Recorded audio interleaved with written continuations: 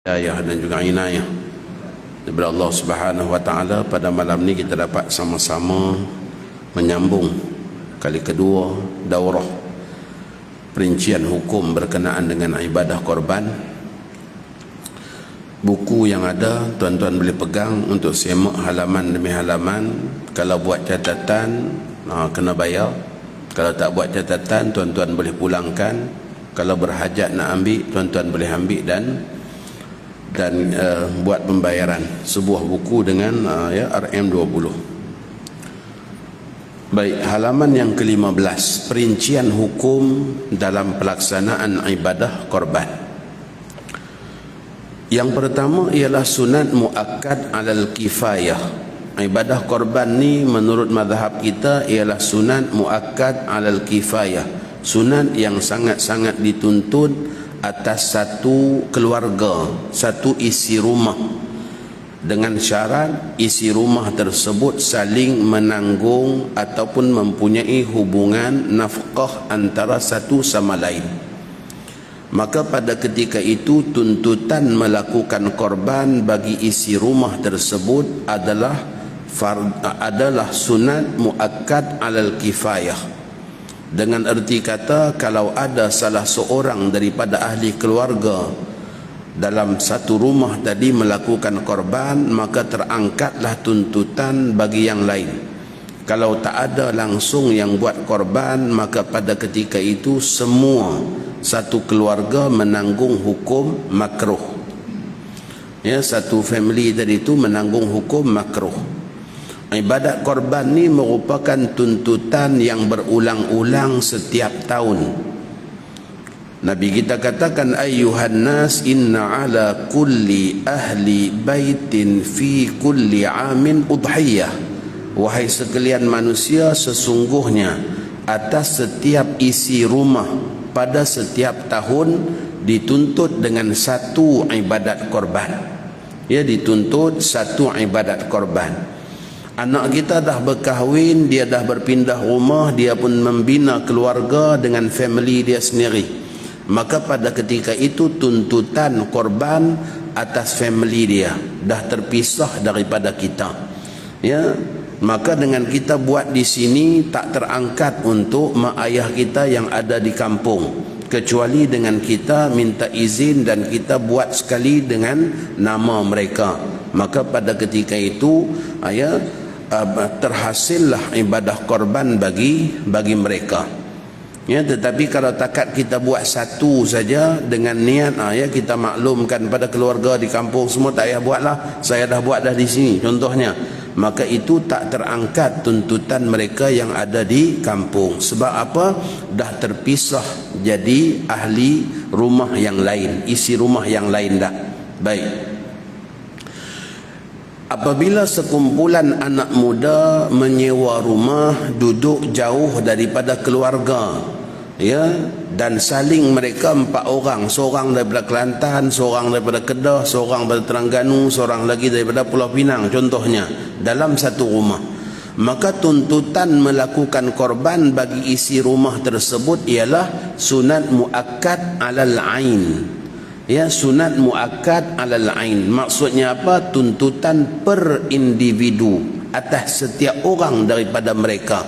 Disebabkan apa? Masing-masing antara mereka walaupun tinggal sebumbung sebuah rumah, tetapi masing-masing antara mereka tidak menanggung nafkah antara satu sama lain. Maka dengan sebab itu tuntutannya ialah sunat muakkad alal ain. Seseorang yang tinggal sebatang kara, tak ada keluarga, tinggal sendirian, maka tuntutan melakukan korban juga atas dirinya sendiri. Ya, sunat muakkad alal ain, setiap tahun. Baik, yang berikutnya, ibadah korban itu menjadi wajib kerana 2 sebab. Yang pertama ialah kerana nazar. Korban ni pada dasarnya adalah sunat, tetapi apabila bernazar maka pada ketika itu jadi wajib. Sama ada nazar itu dengan menentukan binatang yang sudah ada, ataupun nazar tadi itu dengan hanya ya berniat untuk melakukan dengan binatang tertentu, ya ada beza. Contohnya dia mengatakan aku bernazar berkorban dengan lembu ini, maka lembu itu dah ada. Maka pada ketika itu kalaulah ditakdirkan lembu tersebut meninggal sebelum masuk musim korban, dia tidak perlu ganti dengan lembu yang lain. Disebabkan apa? Nazar dia adalah untuk melaksanakan korban dengan lembu yang tersebut. Ya muayyan, dah ditentukan dengan lembunya. Tetapi kalaulah dengan seseorang itu berkata, aku bernazar pada tahun ini wajiblah aku berkorban seekor lembu, maka pada ketika itu lembunya tak ada lagi. Lembunya tak ada lagi. Maka kalau saat dibeli lembu untuk buat korban, tiba-tiba belum masuk musim korban, lembu tadi meninggal, dia kena ganti dengan lembu yang lain. Sebab nazar dia dulu ialah dengan seekor lembu tanpa muayyan, tanpa menentukan lembu yang mana satu. Itu beza ya, nazar yang muayyan yang telah ditentukan dengan nazar yang ya zimmah, dengan erti kata tanpa ada binatang itu, hanyalah dengan menyebut untuk melakukan dengan binatang-binatang yang tertentu. Maka itu nazar. Yang kedua, ibadat korban itu jadi wajib juga dengan ta'yin. Ta'yin inilah ya masalah yang dibahaskan dalam kitab-kitab fiqh kita, iaitu kalam yang meniti di bibir-bibir masyarakat. Ya, seseorang dia beli lembu, orang tanya, ni nak buat korban ke? Dia kata ya. Maka dengan ya tadi itu dah jadi wajib. Sebab dia anggap sebagai nazar dengan lafaz yang tidak soreh. Nazar dengan lafaz yang tidak jelas. Tadi kalau dia kata wajiblah aku berkorban dengan lembu ini, itu nazar yang jelas. Ataupun dia berkata aku bernazar untuk berkorban dengan lembu ini, itu lafaz yang jelas. Tetapi kalau sekadar dia kata ini lembu korban aku, ini kambing korban kita, maka pada ketika itu ulama mengatakan lafaz yang sedemikian juga adalah dikira sebagai nazar yang tidak jelas lafaznya, yang tidak jelas lafaznya. Maka hukumnya telah berpindah hak miliknya menjadi hak milik Allah, dan wajiblah binatang itu dikorbankan. Wajiblah binatang itu dikorbankan. Namun dalam masalah ta'yin ni ada khilaf. Ada sebahagian daripada ulama mengatakan kalaulah bercakap dia tadi itu hanya sekadar ikhbar, bagi tahu dalam hal keadaan dia tak selit niat pun, maka dia tak jadi korban wajib. Maka dengan sebab itulah pada halaman yang ke-17 tu saya datangkan satu pandangan Said Ahmad Beg Al-Husaini dalam kitabnya Al-Qaulul Waddah, yang menyebutkan bahawa ucapan-ucapan orang awam dalam menyatakan ini lembu korban, ini kambing korban dan sebagainya, maka tidak jadi korban wajib. Bahkan korban itu masih boleh lagi dimakan oleh orang yang bercakap sedemikian. Namun untuk keluar daripada khilaf, sebab apa? Qaul mu'tamad kata dalam mazhab kita mengatakan sebut macam tu aja dah jadi wajib. Namun pandangan terpencil daripada Said Ahmad mengatakan tak jadi wajib. Namun kita kena ambil maklum, ini pandangan terpencil, pandangan muqabil, lawan kepada pandangan yang mu'tamad. Maka dengan sebab itu mengelak daripadanya lebih baik. Dalam kitab Majmu' Syarah Muhadzam ada disebutkan bahawa tidak jadi wajib kalaulah dengan seseorang itu saat ditanya ini lembu korban kah, maka pada ketika itu kalau dia kata untuk korban insya-Allah, maka tak jadi wajib. Sebab apa tak jadi wajib? Sebab kalau kita mengaji dalam tajuk nazar, dalam bab nazar, nazar itu terbatal dengan ucapan insya-Allah. Nazar terbatal dengan ucapan insya-Allah. Kalau seseorang tu bernazar dengan ucapan insya-Allah, maka terbatal nazarnya.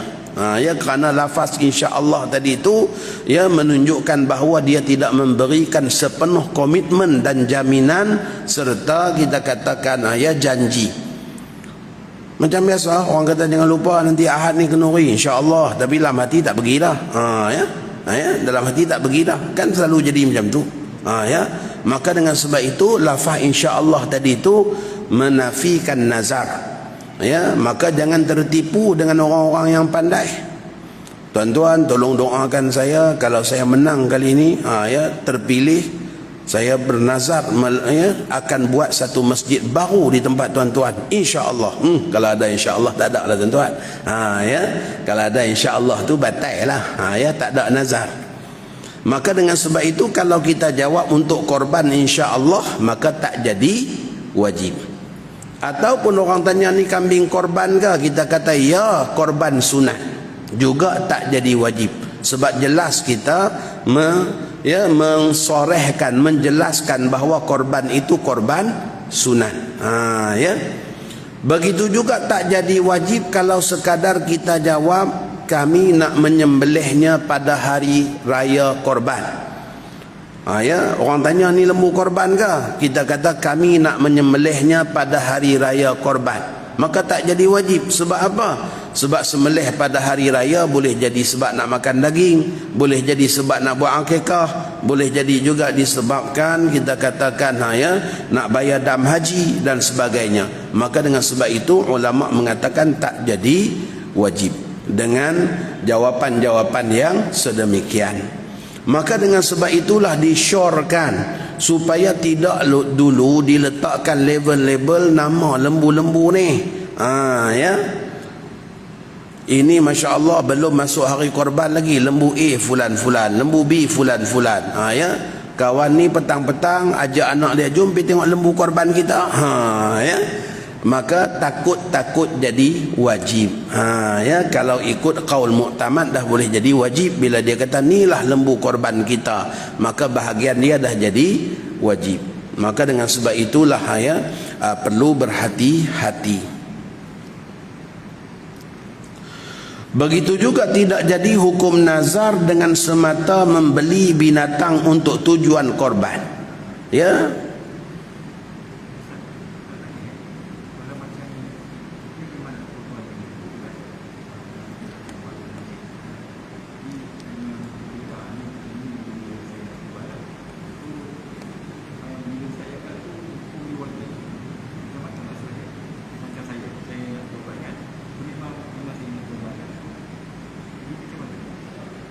Bila jadi hukum wajib, semua jadi hak milik fakir miskin dan haram kita makan.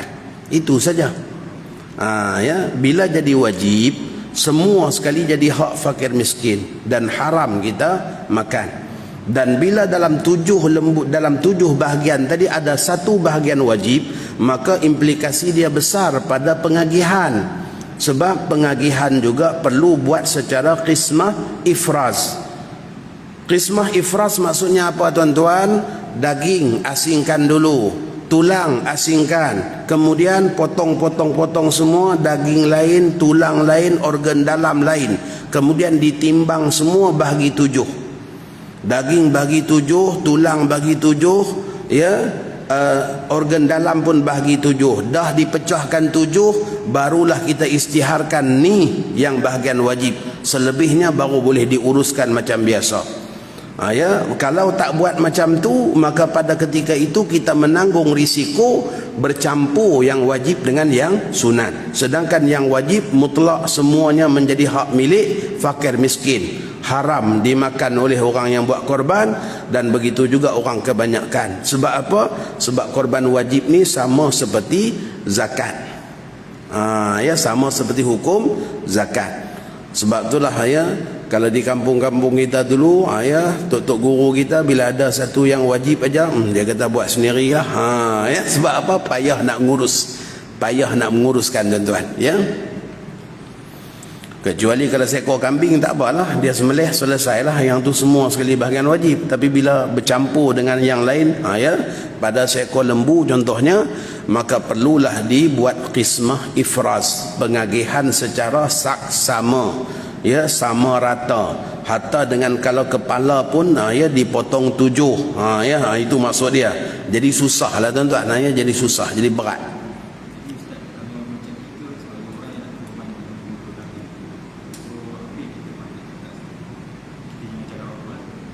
Ya, tak payah cakap apa-apa lah.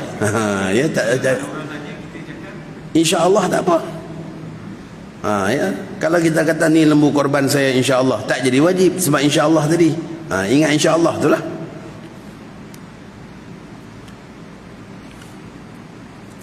Baik, yang berikutnya halaman yang ke-18, pemerintah harus melakukan ibadah korban dengan mengambil wang daripada baitul mal ataupun duit kerajaan. Ya, kerajaan boleh buat korban dengan nama korban ulil amri. Ya, saya tengok pelaksanaannya di negeri Pulau Pinang tiap-tiap tahun ada buat. Ya, Gubernur buat korban, ya, korban ulil amri, iaitu diambil daripada wang baitul mal ataupun wang kerajaan untuk dibuat korban. Ya, maka hukum mengambil wang kerajaan untuk buat ibadat korban tu, hukum dia adalah harus. Adapun korban tu tetap hukum dia sunat. Ya, korban tu tetap hukum dia sunat. Ambil wang kerajaan ataupun duit daripada baitul mal untuk buat korban kerana nak memeriahkan syiar agama, ya, terutamanya di tempat-tempat yang langsung tak ada korban, maka pada ketika itu hukumnya adalah harus, ya, menggunakan wang kerajaan ataupun wang baitul mal. Harus bagi bapa dan datuk, ya, tidak pada orang lain, melakukan korban untuk cucu dan anaknya yang belum baligh. Telah pun kita bicarakan dalam pertemuan kita yang lalu, tidak sah buat korban atas nama kanak-kanak yang belum baligh sekiranya diambil daripada wang kanak-kanak tersebut. Ya, sebab budak yang belum baligh tak dituntut ibadat korban, maka tak sah buat korban atas nama dia dengan diambil duit simpanan dia. Tetapi sah dan boleh apabila dilakukan korban, ya, oleh ayah ataupun datuk, ya, dengan menggunakan duit ayah ataupun datuk tersebut untuk, ya, anak kecil tadi. Kalau selain daripada ayah dan datuk yang nak buat, mak saudara, bapa saudara ataupun dengan ibu kepada anak tersebut, maka pada ketika itu mestilah dengan keizinan daripada ayah dan datuknya, barulah boleh, ya, dengan melakukannya atas nama anak tadi. Baik, berikutnya ialah berkenaan dengan ibadah korban jadi haram kepada orang yang tidak berkemampuan. Kalau sampai dia buat korban menyebabkan keluarga dia tak cukup makan, maka pada ketika itu hukumnya melakukan korban adalah haram. Yang berikutnya ialah tajaan korban untuk orang lain, mestilah dengan izin orang tersebut. Ya, sebagaimana kita sebutkan dalam kuliah kita yang lalu, kalau kita beli seekor lembu, kita nak niatkan untuk adik-beradik kita semua, ya, adik kakak yang ada di kampung semua kita nak buat korban, letak nama mereka, maka hukumnya boleh dengan syarat dapat izin dia. Kalau tanpa izin maka hukumnya tidak sah. Begitulah juga pemberian lembu korban daripada kerajaan negeri. Ya, Jabatan Agama Islam keluarkan surat siaran, ya, lembu yang diberikan oleh kerajaan negeri itu mestilah diletakkan nama asnaf, ya, di tempat masing-masing. Carilah 7 orang asnaf, maka kita letakkan nama mereka. Juga mestilah dengan syarat dapat izin. Ya, maklumkan pada dia, kita letak nama dia dan minta izin untuk buat korban bagi diri dia, maka barulah boleh jadi, ya, barulah sah ibadah korban itu atas nama orang lain yang masih hidup, mestilah dengan izin. Masjid tak boleh guna duit tabung masjid untuk buat korban meraihkan jemaah. Ya, sebab apa? Ya, fungsi menggunakan duit baitul mal ataupun duit kerajaan hanya diberikan kepada hukumah, pada kerajaan saja, tidak pada institusi. Maka dengan sebab tu tak boleh kita guna duit masjid untuk kita buat korban. Memandangkan tak ada langsung korban tempat kita ni, jadi kita gunalah duit tabung masjid untuk kita buat korban, maka hukumnya tidak boleh ya berbuat demikian. Baik, berikutnya ialah jika korban yang dikeluarkan menggunakan wang syarikat, korban syarikat, satu syarikat perkongsian antara beberapa orang Islam, maka nak buat korban untuk syarikat mereka, hukumnya sah apabila pemilik syarikat semua orang Islam.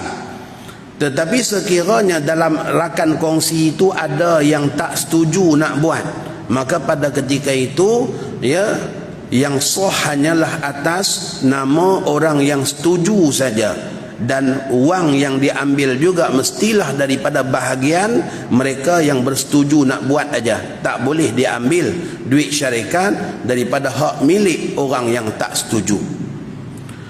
Baik, yang sering juga duk jadi di tempat kita ialah menteri besar ataupun kita katakan YB bagi lembu korban. Kira surau masjid ada kawasan kita 40, maka dia pun sedia 40 ekor. Hari pemberian, saya serahkan lembu korban untuk masjid ni, saya serah lembu korban untuk masjid ni, untuk surau ni.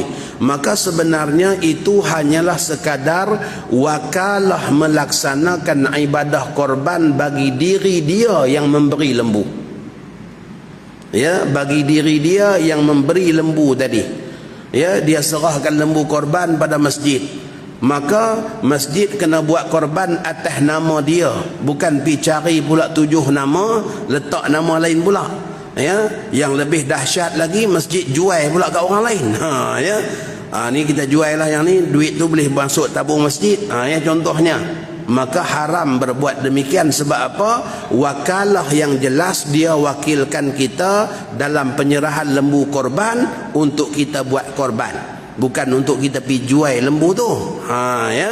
Maka tu kena ambil maklum. Kecuali dalam penyerahan dia maklumkan, tuan-tuan, saya bagi pada tuan-tuan lembu korban ni, tuan-tuan buatlah, carilah mana-mana orang, letak nama. Maka pada ketika itu bolehlah kita buat korban dengan meletakkan nama pada lembu-lembu yang diberikan tadi tu. Disebabkan apa? Dia hanya menyerahkan lembu untuk dikorbankan dalam bentuk hibah, pemberian lembu korban supaya dikorbankan oleh orang lain. Tapi kalau hanya sekadar tanpa makluman yang sedemikian, hanya buat majlis penyerahan lembu korban oleh YB fulan, Datuk fulan, syarikat fulan, contohnya, maka pada ketika itu korban mestilah dibuat atas nama orang yang memberikan tadi. Bukan dengan kita pergi olah pula, jual ataupun letak nama orang lain, maka semua itu tidak boleh. Jadi kalau kita nak terima pemberian lembu korban ni, musim korban ni, dapatkan keterangan yang jelas. Ni nak bagi ni untuk apa? Untuk korban tuan ke? Ataupun bagi ni untuk kami cari orang lain, letak nama. Bagi jelas tuan-tuan, supaya senang kita tahu hukum, kita tahu nak menguruskan dengan lebih mudah. Baik, yang berikutnya, apabila seorang mewakafkan dengan wakaf bersyarat, dia bagi 4 ekar tanah sawit kepada masjid, dia kata dia wakafkan tanah sawit itu kepada masjid, dan hasil sawit ambillah untuk masjid, cuma saya nak minta satu aja, kata dia, tiap-tiap tahun selama mana sawit tu ada hasil, tolong buat korban atas nama saya. Setiap tahun selama mana sawit tu ada hasil, saya nak satu korban atas nama saya. Maka pada ketika itu wakaf dia sah, dan ibadah korban juga wajib dibuat selama mana ada hasil wakaf dia. Itu contoh wakaf bersyarat. Wakaf bersyarat. Maka boleh buat korban atas nama dia walaupun dia dah meninggal dunia, sebab masuk dalam hukum, ya, dalam hukum wasiat. Baik, pertembungan antara korban dan akikah tak bertembung kalau orang tu cukup duit, tuan-tuan. Ya, yang bertembung ni kalau tak cukup duit, dia nak buat korban.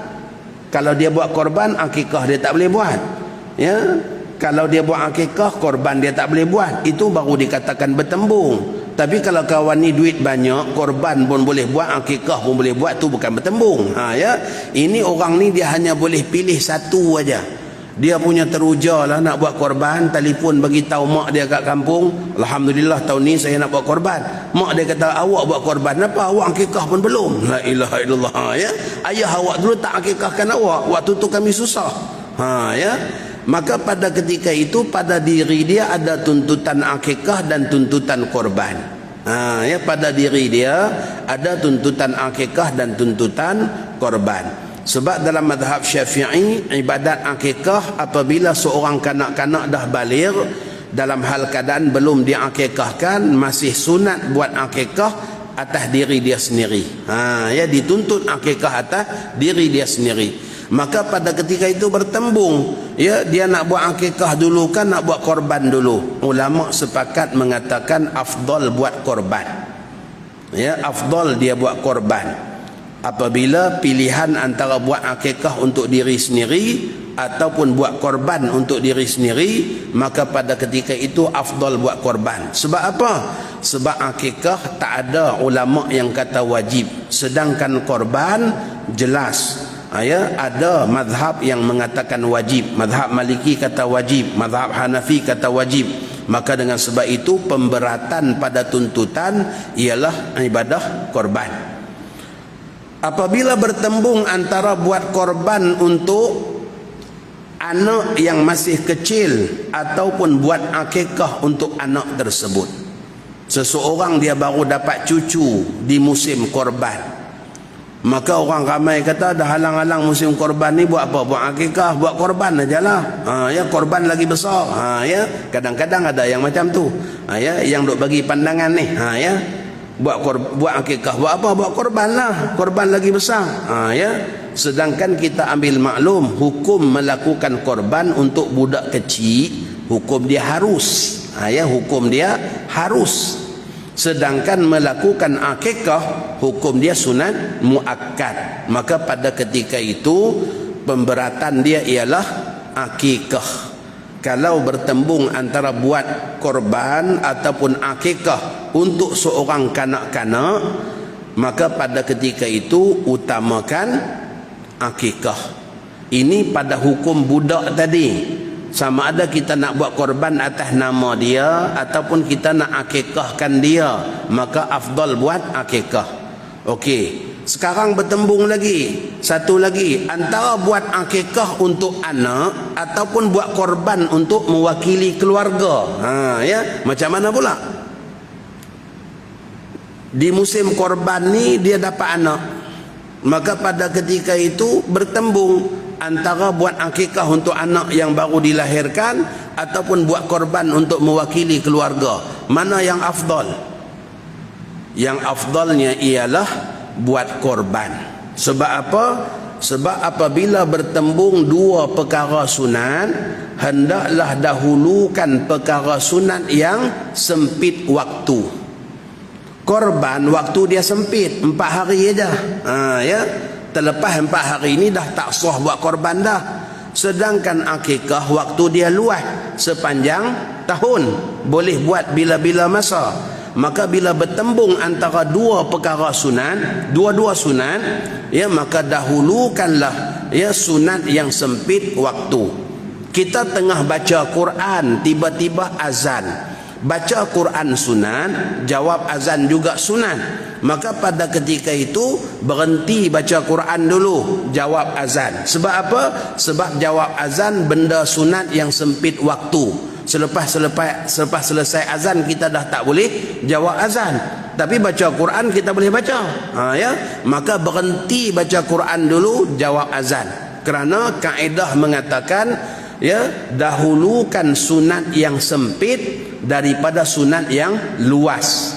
Ya, maka begitulah dalam masalah korban ni, bila bertembung antara buat korban untuk diri kita mewakili keluarga ataupun buat akikah untuk anak yang baru dilahirkan, ya, maka pada ketika itu utamakan buat korban, sebab korban waktu sempit, sedangkan akikah waktu luas.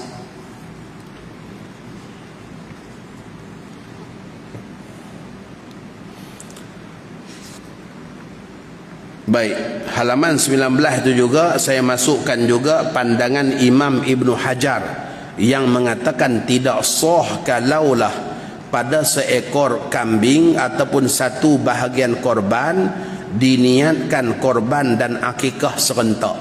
Dia beli seekor kambing kemudian dia niat inilah akikah dan korban, maka pada ketika itu dua-dua tidak sah. Ya, dua-dua sekali tidak sah. Kalau pada seekor, tuan-tuan, ya, pada seekor kambing ataupun pada satu bahagian lembu dia niat akikah dan korban, jangan keliru. Ada orang dia baca kenyataan ni, maka pada ketika itu dia kata, tengok ni Imam Ibn Hajar kata tak boleh campur korban dengan akikah.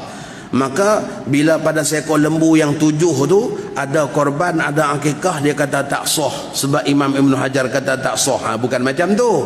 Ya, pada seekor lembu yang 7 bahagian boleh sahaja bahagian-bahagian itu berbeza-beza. Hatta dalam kitab Majmu' Syarah Muhazzab, Imam Nawawi mengatakan bahawa kalaulah pada seekor lembu itu ada satu korban sunat, ada satu korban wajib, ada satu akikah, ada satu dam haji, ya contohnya, dan ya dah ada 4, lagi 3 pula tak ada apa-apa. Ya, toki lembu kata tak apalah, yang 3 tu saya nak ambil, saya nak jual, nak makan. Ya, maka hukumnya adalah boleh. Sebab apa?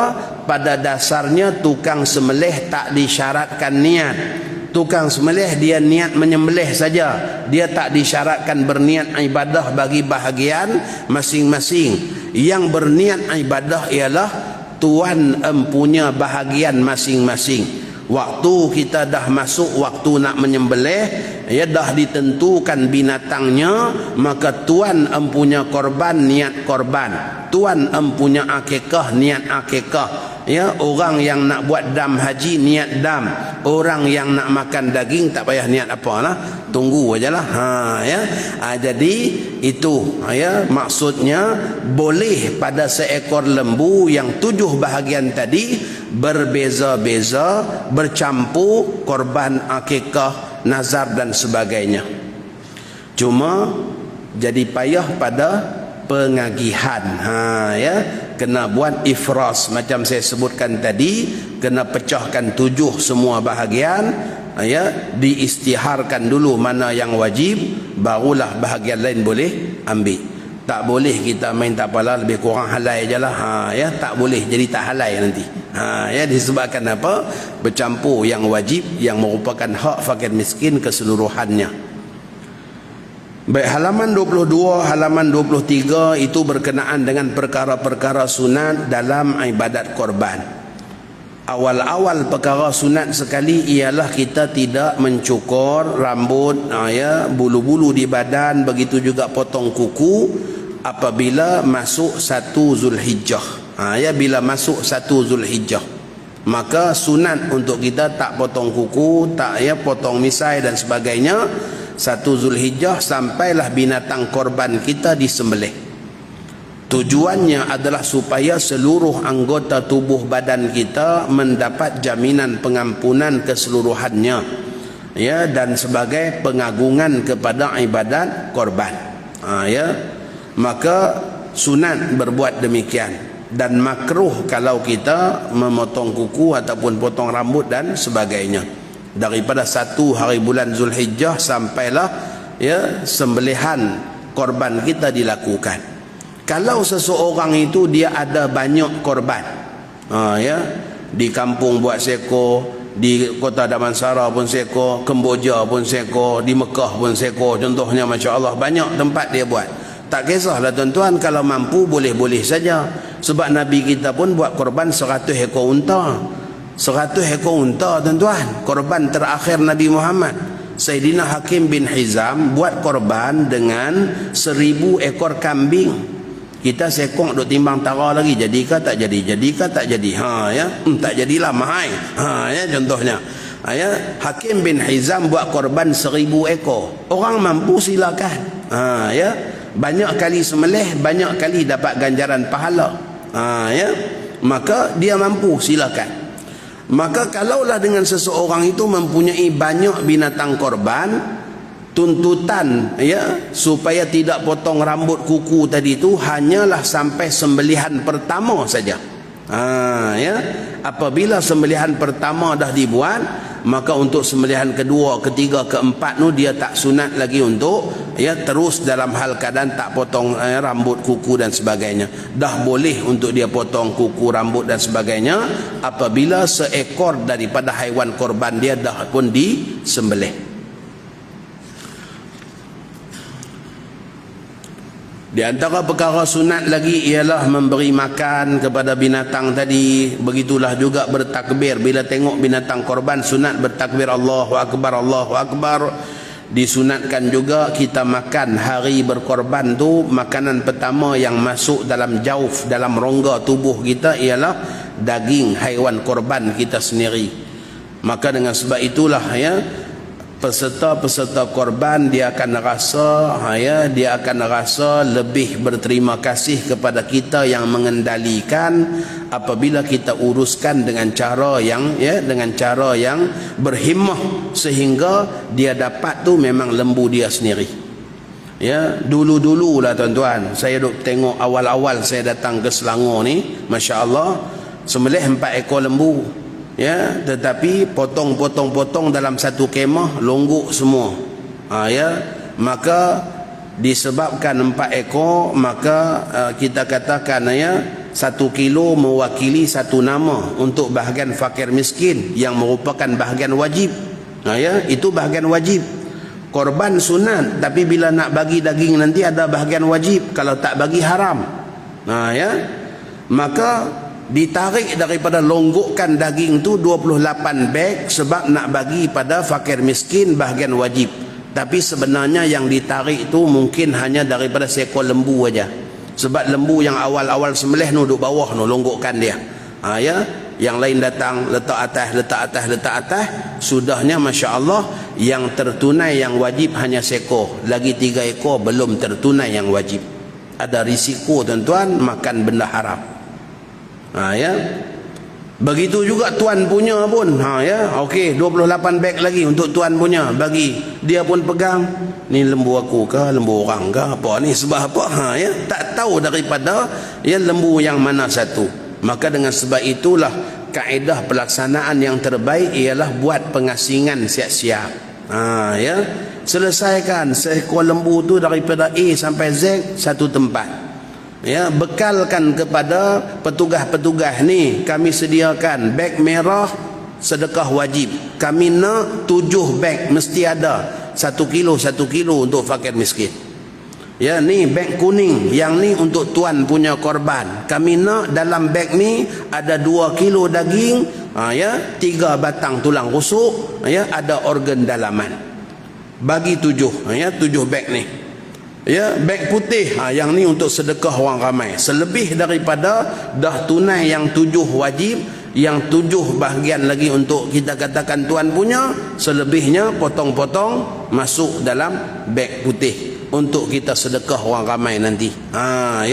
Kalau macam tu tuan-tuan, tuan punya pun rasa senang hati. Dia dapat tu memang dia punya.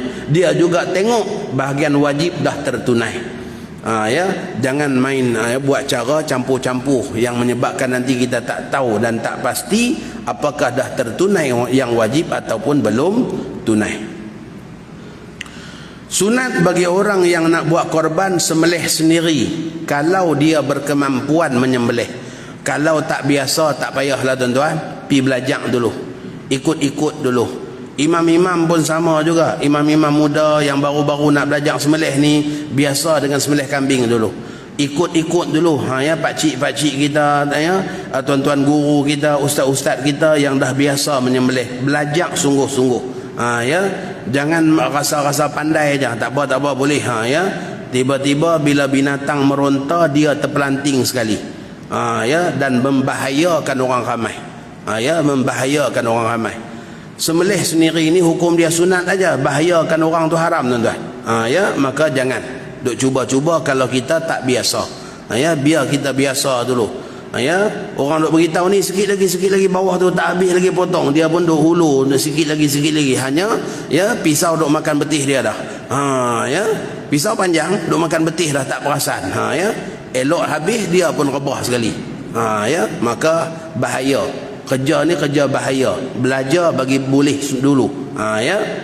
Baik, kalau tak sembelih sendiri maka sunat untuk hadir dan melihat sembelihan korban kita. Hatta dengan para wanita pun sunat melihat korban mereka. Sehingga Nabi kita kata pada Sayyidah Fatimah, "Qumi wanduri ila udhiyatik fa inna maghfiratallah laki inda awwali qatratin taqturu min damiha." Ya, Nabi kita kata, Fatimah bangun, tengok sembelihan korban kamu, sesungguhnya keampunan Allah buatmu ketika titisan darahnya yang pertama. Ya, maka sunat penama pada ibadat korban tu dia tengok sembelihan korban dia. Dan begitulah juga ya doa sebelum menyembelih ya, Allahumma hadza minka wa ilaik fataqabbal udhiyati, ataupun fataqabbal udhiyatihim ya, fataqabbal udhiyah fulan ya bin fulan ya, contohnya. Maka boleh dengan doa-doa sedemikian. Baik, yang berikutnya halaman yang ke-24 dan 25 ialah waktu sah menyembelih korban. Bermula waktu sah menyembelih korban ialah selepas terbit matahari. Tuan-tuan, terbit matahari dan berlalu kadar masa yang cukup untuk melaksanakan 2 rakaat sembahyang raya yang ringkas dan 2 khutbah yang ringkas. Sembahyang raya ni masuk waktu bila? Terbit matahari. Maka tet isyraq tu dah boleh sembahyang raya ya, dah boleh sembahyang raya. Sebab sembahyang raya ni dia tuan pada waktu, maka dia dah boleh sembahyang. Kalau sembahyang lain kita kena tunggu sampai matahari segala ya. Namun melakukan pada waktu matahari segala itu lebih afdal ya. Tapi kalau ada orang nak sembahyang awal sebab dia nak sembelih awal ya, dia nak sembelih awal, disebabkan apa? Pada korban itu hanya ada 2 bahagian dia korban, lagi 5 bahagian tak ada siapa-siapa punya. Ada orang sponsor untuk buat jamuan, kena sembelih awal lah. Sebab apa? Nak masak-masak ya. Ada 2 dia bahagian korban, 5 lagi tu bukan korban, bukan akikah, bukan apa, nak makan punya ya. Maka pada ketika itu bila masuk waktu sembelih, bila isyraq, kita tengok waktu isyraq ya, kemudian berlalu kadar masa yang cukup untuk solat 2 rakaat yang ringkas dan 2 khutbah yang ringkas. Bukan khutbah panjang yang dibekalkan pejabat agama tu ya. Khutbah tu 12 minit tuan-tuan ya. Khutbah tu 12 minit.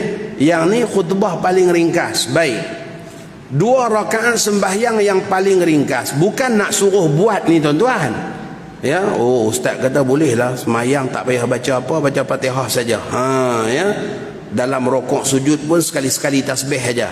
Ini kita nak cerita waktu, masuk waktu tu. Ulama kata sekadar berlalu 2 rakaat sembahyang yang paling ringkas. Dengan erti kata, kalau seseorang tu sembahyang hanya baca Fatihah saja, doa-doa lain semua dia tak baca ya, tasbih-tasbih pun dia buat sekali saja, kira-kiranya ambil masa berapa minit ya, ambil masa berapa minit. Kita katalah 4 minit contohnya, 1 rakaat 2 minit ya. Baik, dah masuk waktu dah 9 minit lagi. Maka pada ketika itu kita katalah kalaulah ya sembahyang yang paling ringkas 2 rakaat ialah 4 minit. Khutbah berapa minit pula? Khutbah yang paling ringkas ialah khutbah yang ada rukun-rukunnya sahaja, tanpa bual bicara panjang. Bagi laluan pada azan, silakan.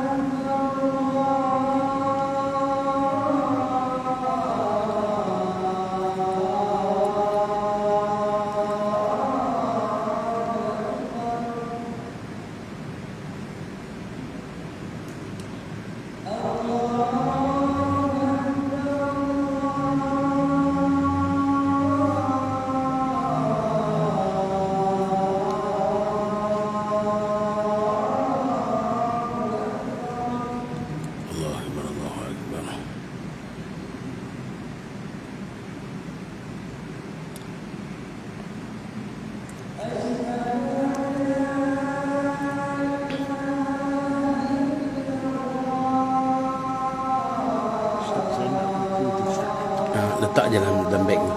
Duit tu letak dalam beg ni. Bukunya kat mana? Tadi ada dalam beg hitam ni.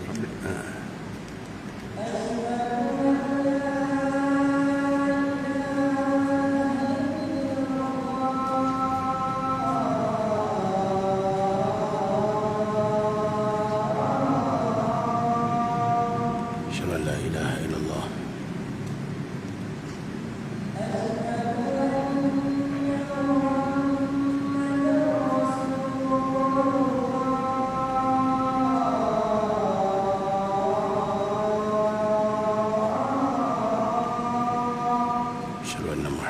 Rasulullah.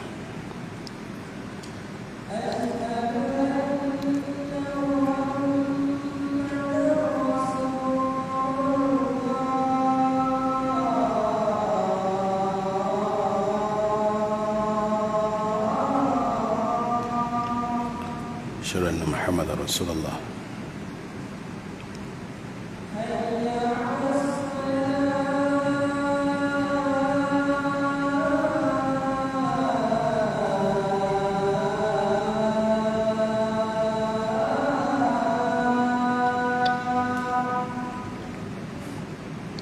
حول ولا قوة إلا بالله.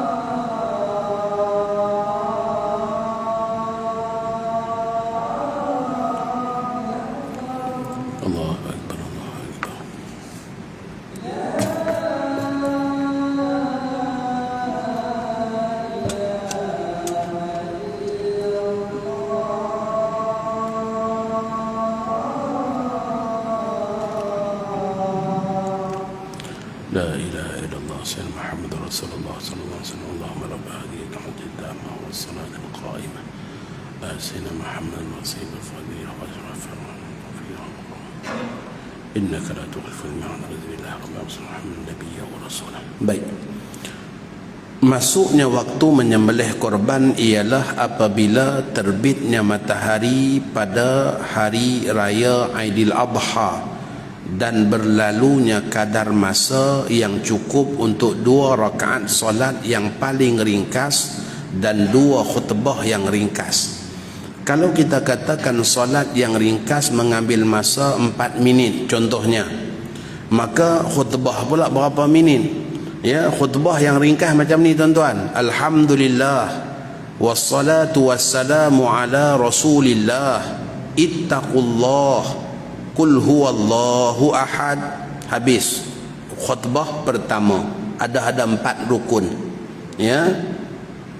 Bangun pula khutbah kedua, alhamdulillah wassalatu wassalamu ala Rasulillah ittaqullah rahimakumullah.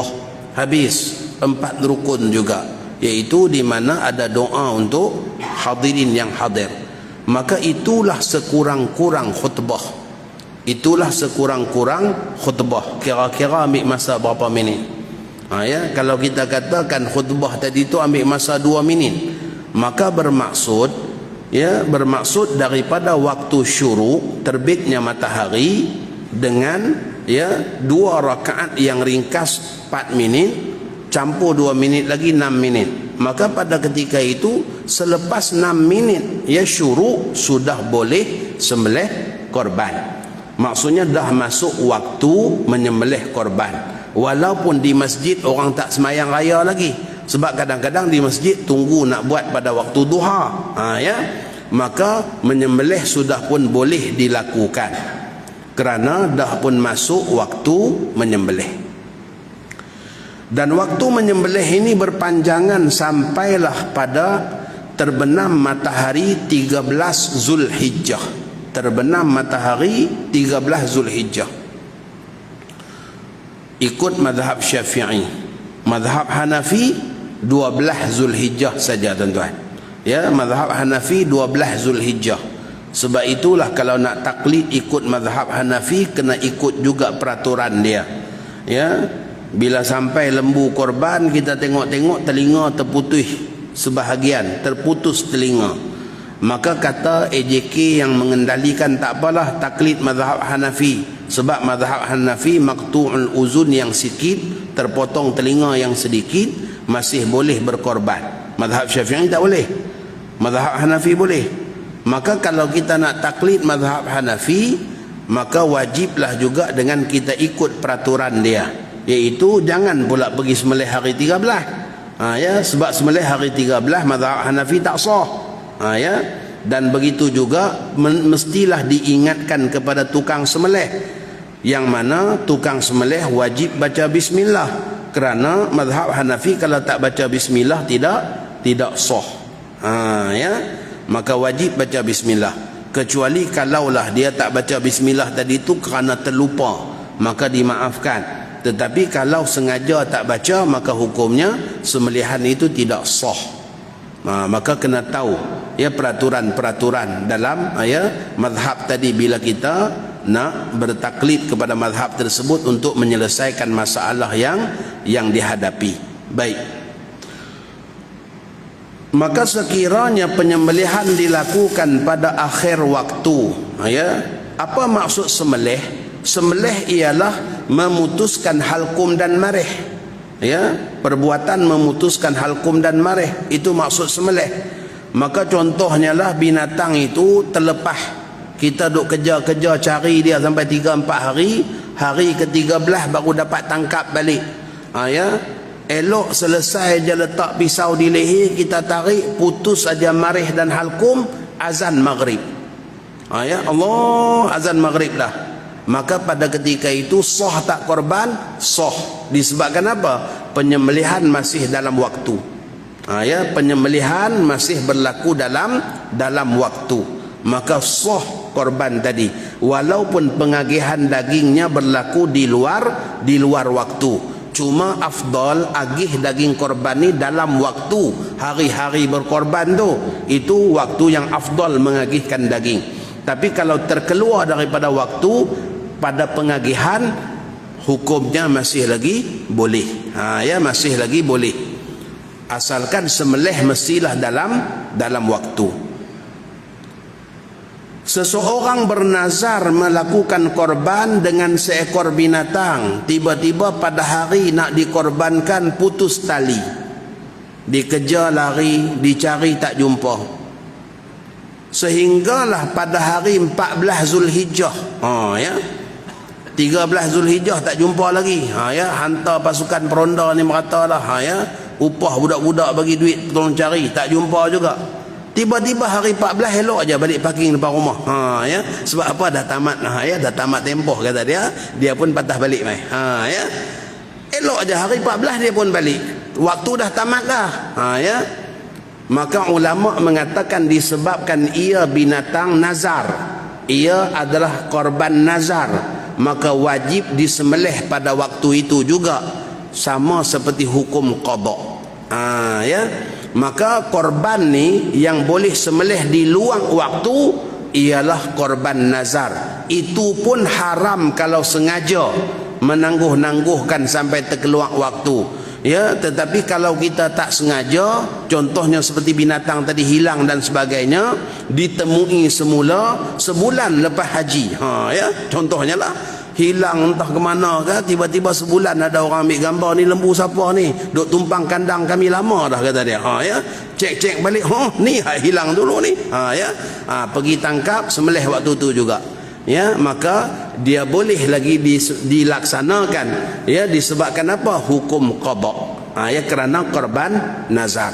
Selain daripada korban nazar tak boleh.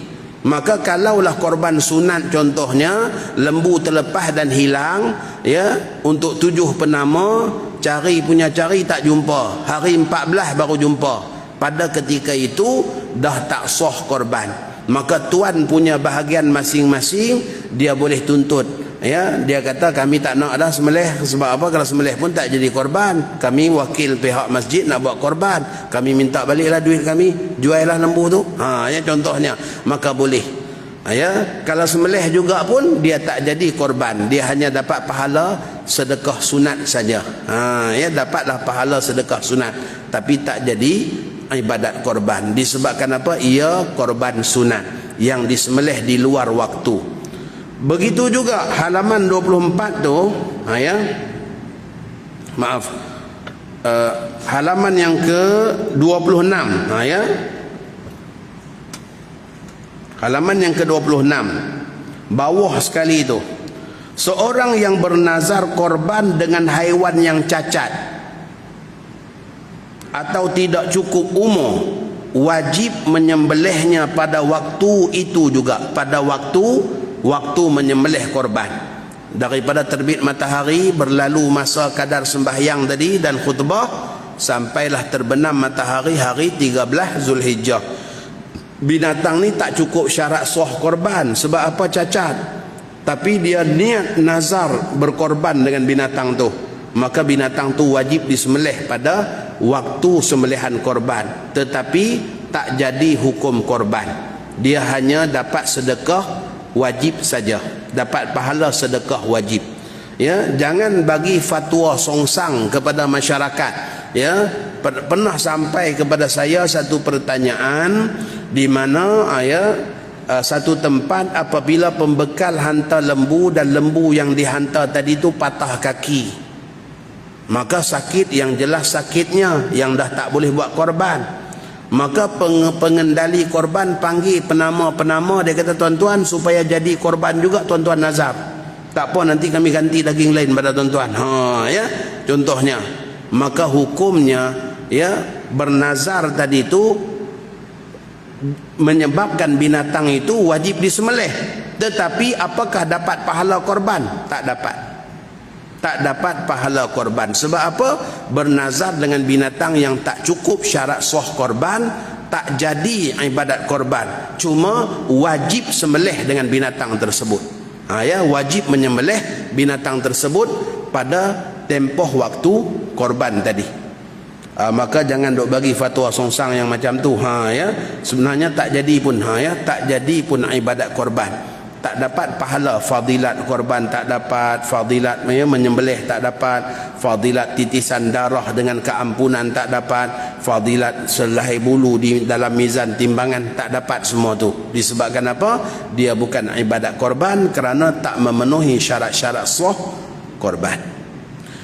Baik, saya rasa cukup dulu takat tu. InsyaAllah untuk pertemuan yang akan datang kita ada 2 tajuk besar lagi, iaitu jenis-jenis binatang korban dan juga syarat-syarat dia serta praktis pelaksanaan korban. Macam mana agihan dia, hukum hakam, daging yang wajib macam mana, daging yang sunat macam mana, orang yang terima daging apa hukum bagi mereka dan kewajipan mereka. InsyaAllah itu dalam pertemuan yang akan datang insyaAllah. Wallahu a'lam.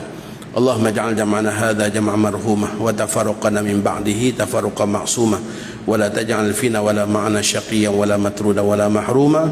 Sallallahu ala sayyidina Muhammad wa ala alihi wa sahbihi wa baraka wa sallam. Walhamdulillahi rabbil alamin. Qabbalallahu minkum. Bagai yang dikata tadi tuan-tuan, kalau tak nak buku ni pulangkan. Wallahu a'lam.